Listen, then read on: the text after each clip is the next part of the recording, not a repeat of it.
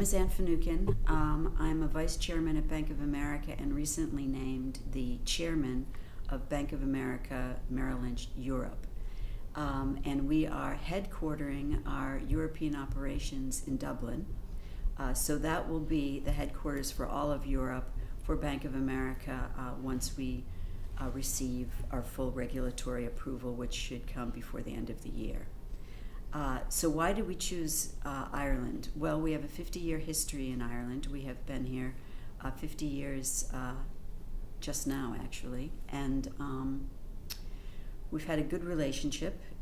We have a terrific workforce, and we look to the future for more people to hire. So it's just a matter of having had a long relationship with the community, knowing that the workforce is good, recognizing Ireland's commitment to the EU, and a stable government, a stable workforce, and an opportunity, I hope, for people that might come to work for our company and for us as a company. Okay, great. Thank you very much.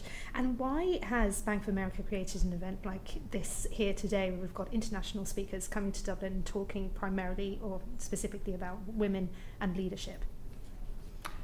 Well, we have a program called Global Ambassadors Program, and we have been conducting this for about 6 years. This is our 18th program here in Dublin, but we've been all over the world with this program. It is mentors and mentees, generally about a dozen women, mentors and mentees at various stages of their careers. The mentees are obviously in a growth pattern. The mentors are generally someone that has a lot of experience in the field of government, medicine, and largely business, and then different kinds of businesses.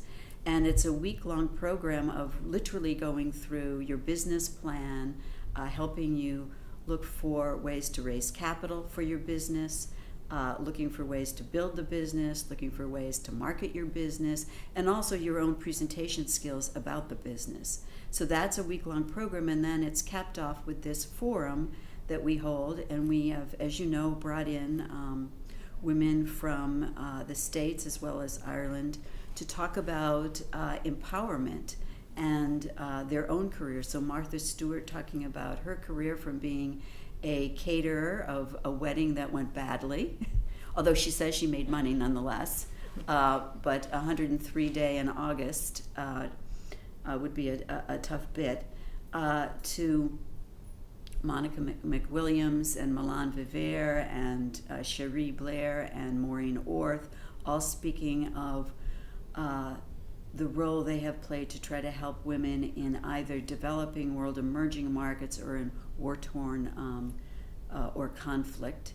And then, of course, your own Nora Casey and Louise Kennedy speaking about their own careers. And in each case, I think what we're hearing is a journey that is not always straight through, but continues on, and what it took to get there. And you could see in each case that there were peaks and valleys, but they had the stamina to stay with it, always curious, always looking to collaborate with others, and I think very inspiring.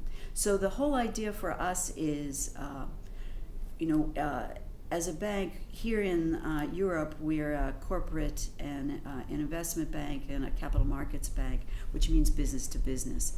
But in the States, we're a retail bank as well, and we have millions of small businesses. 40% of them are run by women, and that's our future, to look to how do we grow this. And we thought that it was an opportunity to take some of the know-how we have and reach out to women in emerging markets and see if we could marry up some of what we knew with what they were looking for. And also, frankly, we are greatly inspired by these women because they are often in very difficult circumstances, not just trying to raise money, but perhaps politically or geopolitically. It's for us, it's been as inspiring as it is, I hope, helpful to them. It's amazing. And in your experience, obviously having gone through the ranks in the banking world yourself, Right. what sort of impact, or what is the difference in seeing or having a role model as a successful woman to look towards? What kind of difference does that make to the women, whether that's, you know, people working in the banking sector or, again, those women in developing countries? I think it's very important for women to see other women. We need to be a reflection of the communities in which we live and work and that we serve in any business.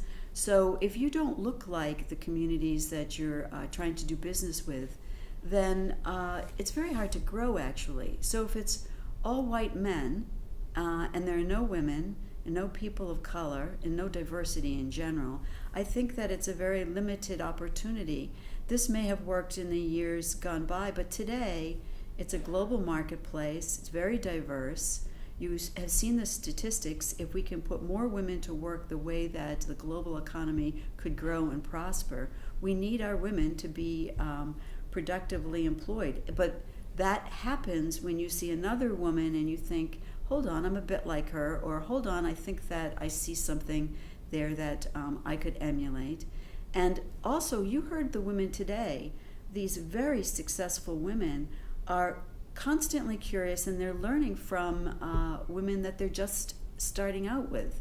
So I think that it's very important to look and act in a way that is productive for the community that you are trying to do business with. And if you're not doing that, you're simply not a contemporary player. Absolutely, and you mentioned the statistics there, which were kind of, you know, they're so stark and they're so obvious, and they're such a good business case for Right. having women at the table. What is it that you think that changes? What happens when a woman's voice suddenly joins an environment where it hasn't been before? Well, when a woman's voice joins an environment where she hasn't been before, first of all, she's a new productive worker. You've heard the statistics. Women are much more apt to put their the resources that they build into their own family, so they're building a community. And that begets good things, whether it's in governments, in the community, and in business.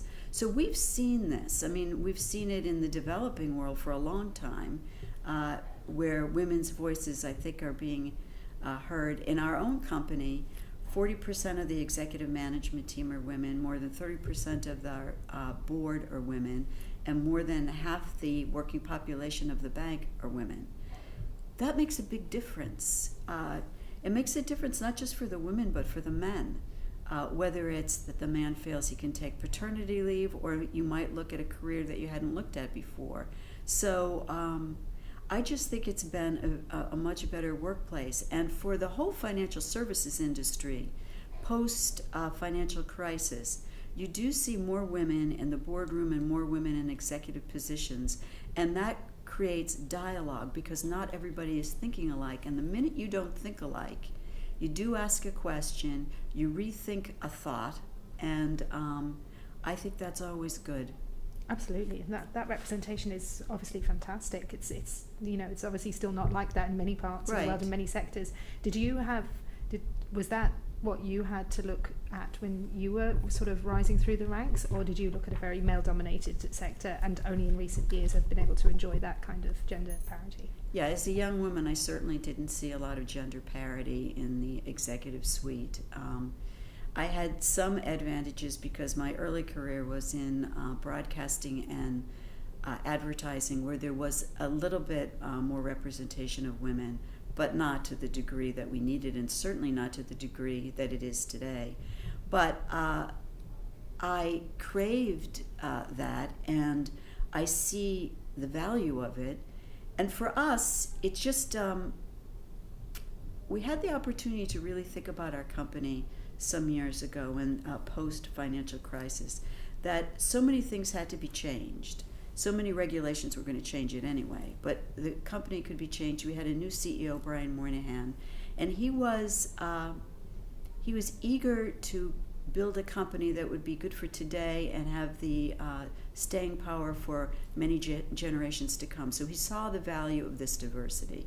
And with that, we were able to introduce many programs, an environmental program, a program with arts and culture, and a program that would be focused on women to encourage them in even just some small way, to encourage them through our Global Ambassadors program or through our mentorship to see themselves in the future and to see what's possible. And when you do that, I mean, you saw today, it's great energy. And if you want to be part of a moving forward movement, you want to be part of good energy. It's not to say that there aren't problems in the world or that there aren't bad days that any of us have, but these women today were so inspirational. I mean, I felt better for it. For sure. Really, really inspiring and very uplifting, and it's very can-do in everything. And I think it's really amazing that everybody on the stage and yourself involved, obviously, at such a deep level, can feel the personal kind of responsibility for making this happen in this way. Right. And I was just wondering, on a personal level for you, how do you feel about, being such a big part of this change? And it's a change in the world and society and the way that we're thinking and everything, and you're right at the forefront of that. Well, I don't know that I'm at the forefront of, you know what I think? I'm privileged and delighted to be part of what is going on globally right now, to do whatever I can and to be inspired by so many of the women we saw today, to do a little bit, because if we can all just do a little bit and we can be collaborative, there's so much more that's ahead of us. But I do feel momentum. I do feel an energy in the world. I do feel inspired. And that allows you to sleep a bit better at night and to get up earlier in the day and start again.